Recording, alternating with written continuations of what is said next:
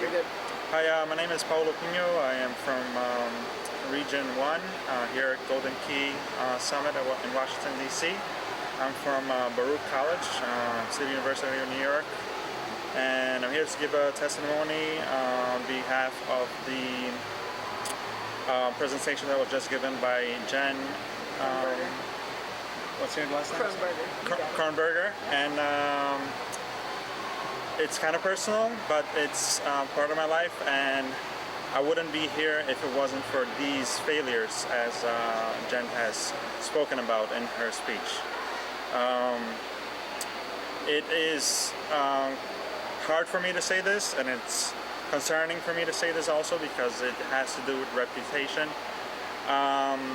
And I fear that maybe this might have any negative repercussions, but at the same time I think it's needed, and it might have a good impact on what I want to do with my life.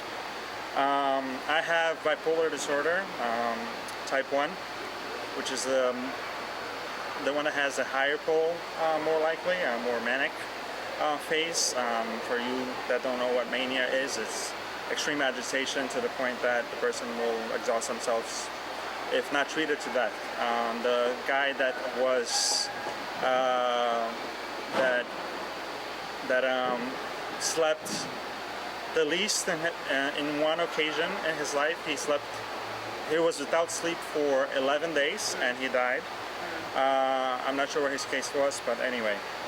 I was hospitalized at the age of 14 in 1999 in Brazil, and what happened with that experience was there was malpractice involved. The situation could have actually have been dealt with in an easier way. However, I was in such state of anxiety and disturbance that it took 3 men to tie me down to a bed and over-medicate me to a point that I stayed in a state of near coma, which is called catatonia. It's defined by the description. It's described by the absence of activity in your mind, kind of. They say the word stupor is pretty much what explains it. And I stayed pretty much like a zombie for about a week. I would say like this, right? And I stayed there for a week like this. I don't know what I felt, I don't know what I saw, I don't know, I don't remember anything.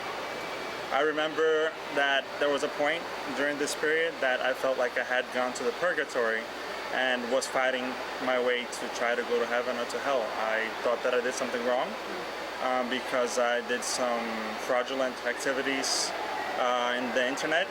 The internet was new at that time, and I was learning a lot. I got my new computer and I was very excited about it. And I was just a kid, I was 14 and was stupid. And from there to now, at that time actually, one of the key things that actually led me to give this testimony is the fact that I was accepted to Golden Key due to the fact that I was actually hospitalized again. If I wasn't hospitalized, I wouldn't be able to have the 3.5, which is exactly to get here in Golden Key. And I think that this organization is going to make a really big difference in what the outcome of my professional life will be.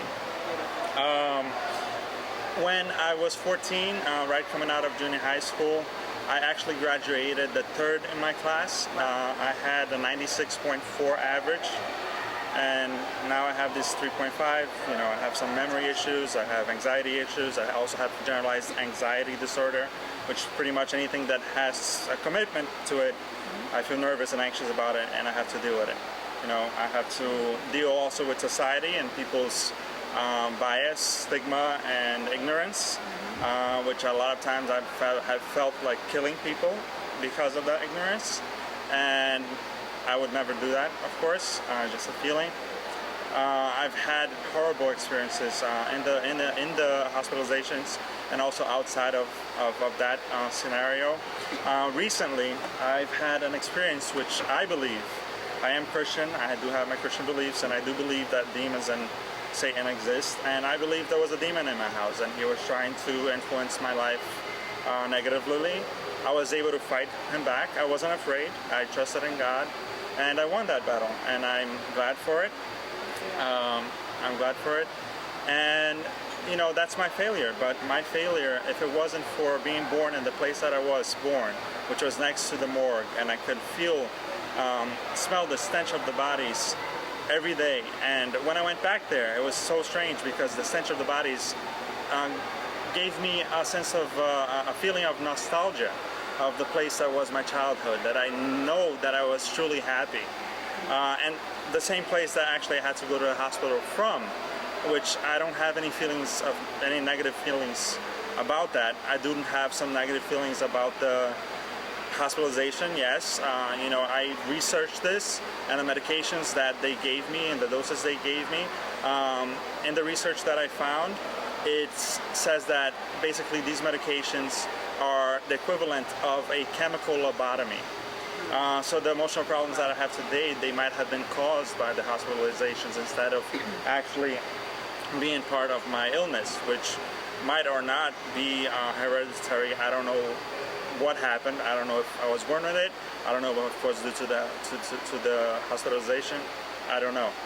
But ever since the age of, as long as I can remember, 5, 4, I don't know,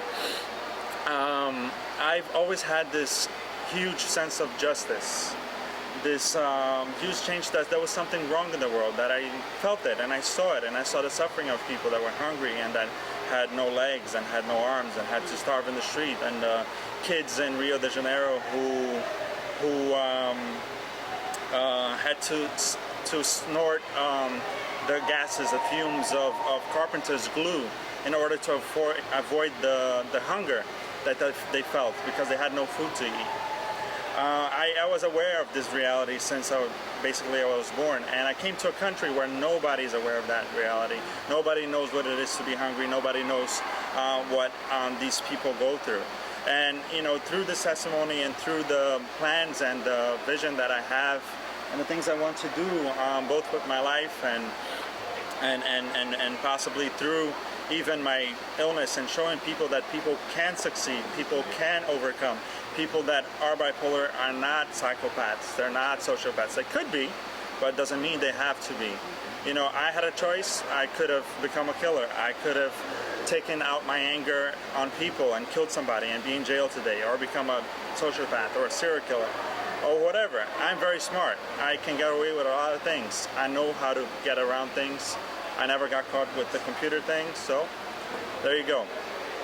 I think I'm a smart guy enough to do something terrible.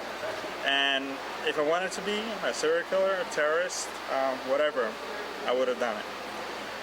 It's not my choice, and today my faith is stronger. I have joined the Seventh-day Adventist Lutheran Brazilian Church in Queens. My pastor there has helped me tremendously, more than any therapist ever was able to. And I was I was helped like no other time that I was able to in my life. My mother doesn't understand me. She's psychologically abusive. I never had a father. I don't have a family. I don't have too many friends. And basically that's the life for me, but I am overcoming that. I am becoming more social. I make friends very easily. It's hard to keep the friendship because people just don't understand me and my craziness and my eccentricity, I am crazy. Like crazy in a good way, like eccentric. I like, messing with people's hair that I just saw on the street, whatever. Those are like my impulses to like make people like me and get to know me, but they don't understand that, and I have to overcome that. I have to find a way to communicate that. I have to tell them, look, just because I'm pushing you here and kicking in the air doesn't mean that I mean anything bad by it. Actually, I mean something good by it.